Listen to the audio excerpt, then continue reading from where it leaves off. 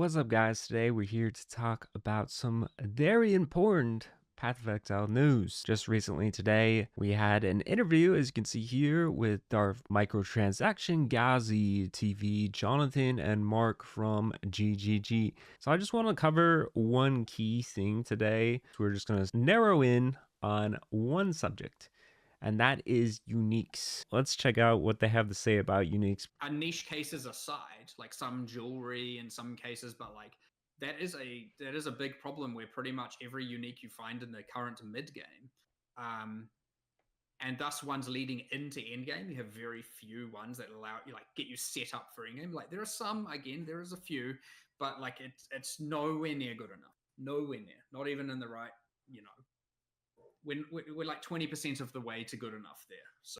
So what Mark is talking about here is the fact that currently in the Path of Exile 2 system of the way uniques work, essentially, is that uniques fall into a very separated kind of archetype where you get the lower level uniques that you can use for a little bit, and then they become useless because we can't use a perfect jeweler orb, we can't use a level 20 gem to upgrade our pre-existing uniques. One of the things that we already know about this is that with the new Aldur, Runes of Aldur update, you will be able to rune forge to upgrade certain Kalgurin uniques. I don't know if this applies to all uniques or just Kalgurin. I think it's Kalgurin uniques, but they might make some tweaks between now and the final release where there'll be more options, because that is a potential solution for the problem of not being able to use these lower level uniques that could have actual end game potential with certain builds, because uniques typically have special things that they do. But the issue we've all seen, if you've played Path of Exile 2, is that if the stats don't line up, then you just drop the item because you won't be able to do enough damage, you won't have enough defenses, whatever the case is. So this is something really important that they hash on here, as we'll see here in a second. Because generally when we're obviously talking about what's new, what's happening, but we don't really get to talk about what's like just fundamentally wrong. And I'm trying to be a little bit more transparent about some of that stuff, because that is the stuff we're aiming to fix and address and really try and salvage and save and get perfect between 050 and 1.0. So yeah, we're hoping to fix that in one of the kind of economy resets that we'll do between 050 and 1.0. Is here just like add a shit ton of mid-game uniques. On the topic of fixing things, my follow-up questions that I really was curious about this. I do first want to say that I'm a big fan of the Kalgurin upping your uniques. This is the first time since PoE. Exactly. 10, 12 years ago, I think, since I'm actually considering using Shober Chabber on a build. So, I mean, that's just because of the Kalgurin upping. So that's funny. But my question is, regarding these build-defining uniques that you're adding, they're supposed to be interesting and impactful, giving you a skill, and people make builds around them, like the Grenade Man, for instance, a prime example. A problem that I've seen being discussed a lot in the community has been that your main skill is supposed to have maximum sockets. It's a quote-unquote 6 sockets, but it's actually only 5 sockets, right, in PoE2, with maximum sockets. And that is gated behind a level 20 version of the skill, which means it's going to cost more if the item is popular in the market. It's going to be rarer to find. It has a higher level requirement to drop and all those aspects.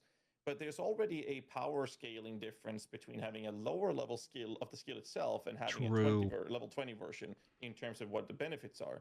But the socket difference is so massive. So I was just curious if this is something you haven't thought of, or if it is a design you're happy with moving forward, that the max sockets is only on the level 20 versions. Okay, sorry to pause, but real quick before, I'm assuming Mark's gonna answer this. Before we get into that, another issue I've seen, and I can't be the only one here, is that there's a super high level requirement. These are supposed to be like game-changing, cool weapons and armor and whatever that you would use to affect your build. And a lot of people, from what I understand, what I would do if I want to go for the grenade unique, for example, that basically machine guns grenades, I still need to get 75% of the way through the game just to get the item and use it. So The problem I see with this, in addition to, you know, skill sockets and gem quality levels and stuff like that, is that you can't even try the weapon, right? You got to play a full character and you don't know if it's actually going to be good or not. Like, you have no way to test it because the level requirement on these uniques is so high. Like, level 78 is basically end game. You're already, how many levels is that? 22. You're only 22 levels away from being maxed out. And this is when you can actually first start using the unique weapon. Personally, I don't agree with the logic that we need to be gate kept until the very end game just to be able to use a unique. I understand the rarityness, the value that is attached to making an item drop from, like, you know, a pinnacle boss or something like that, but I feel like some of these uniques that aren't attached to pinnacles or major content should be available, you know, at 30 or maybe level 40, or, and this might be controversial, you make them available at a lower level, but you scaled their stats based on your level. So every level, you'd unlock a little bit more of the stats so that the unique will slowly transform into what its stats are supposed to be by level 78, if that was the actual base requirement for that weapon or armor, whatever. I think that would be a better system because then we can start using that core mechanic, that core weapon for the build that we wanted to play. We can start using it earlier and we don't have to wait so long. And, you know, I think if you force players to play 75% of the way through a game before they can even try the build and then the build flops, they're going to be upset. We need that time through maybe mid campaign. Maybe you can get the weapon by Act 3 or something. I think that'd be a little more fair. That's kind of how I feel about it. I don't know if other people feel that way too, but they can definitely do it because they're already adding Facebreaker into the game, which scales based on bosses that you killed.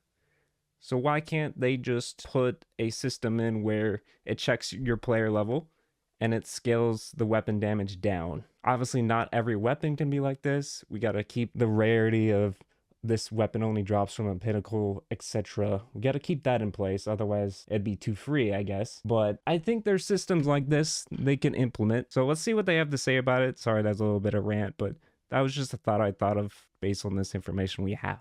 We've discussed this many times, just FYI. Like, it's come up, came up a lot. But I think for 050, and I'm hoping this gets done in time, and if not, it'll be shortly after. Why not just allow using a perfect jeweler's orb on it, for example, and then just. I was literally about to say that. Why can you not just jeweler's uniques? But for now, you can't currently. But that will be the goal. But for now, is there a reason we can't allow that? I think just time constraints, but I mean, feel free to look into it yourself. But I mean, like, is it really that hard to implement that? Exactly. I have no idea how it works in terms of the way the storage is. But there should be exactly. I have absolutely no idea. So we can find that out. But this is we might be able to just do that. Honestly, like, it might just be possible. Being that, if that doesn't work, because that is the ideal solution, at the very least, I was going to get a temporary, just like recipe thing added where you can get a level 19 item, a level 20 uncut skill, and a perfect jeweler's orb, and then level 20 and 6-link the item as a thing that we were just going to enable. That is just doing the perfect jeweler thing. I feel like that would be. Surely we can make that happen. I don't know. Surely. Follow up on that if you want. I have. Either way, multiple solutions. We will hopefully get one of them in time. All right, so there you have it. That is the most important thing, aside from my inputs on how I think they can improve uniques. I don't think my ideas are necessarily the right way to do it, but they're options, right? And I think the biggest issue with GGG is they've been trying to put out so much content that they haven't had time to tweak these things. And we can't cover this entire VOD. It's like, it's 3 hours. Well, I guess the interview was about 2.5 hours. It's too much content to cover in one video, so I'm definitely not going to do that. But they did touch upon the aspect of they recognize the problems with uniques and how they want uniques to be a core mechanic of the game, to feel special, to feel like they are very important for making unique builds for players, that you fulfill this fantasy, you grab this certain unique to drive forward a play style that you wish to dive into this fantasy with. So I think it's cool. They've mentioned it, they're working on it. The biggest thing here is Jonathan is basically saying, yo, why can't we do that? I'm guessing it just slipped under their radar because they had so many things that they needed to update in the game. They needed to add and account for all these interactions between new runes, new systems, new items. How is it going to work when you enchant? What's going to happen when these two things interact together from two different systems? There's just so many things they've been adding that they just haven't had time to go back and fix it. And Mark, especially here in this interview, has said that they're going to definitely go back and touch upon all these things, all these balance things, all these quality of life aspects to make the game better going forward from patch 0.50 to the 1.0 patch. So we can expect great things. And for uniques especially, it seems like, at least my prediction is, that we're going to get the ability to perfect jeweler orb uniques and upgrade their jewel levels using the corresponding jewels that you have. What do you guys think about this? Is this something you're excited for? What thoughts would you have for potential ways to improve it? I'm curious about all these things.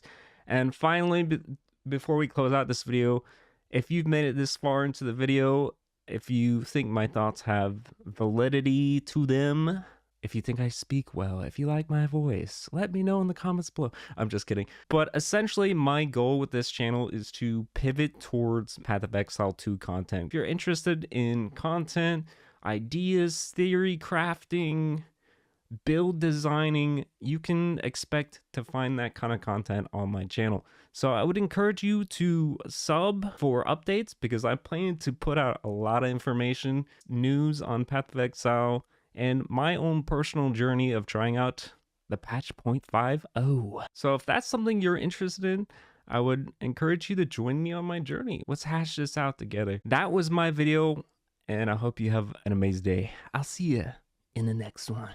Bye-bye.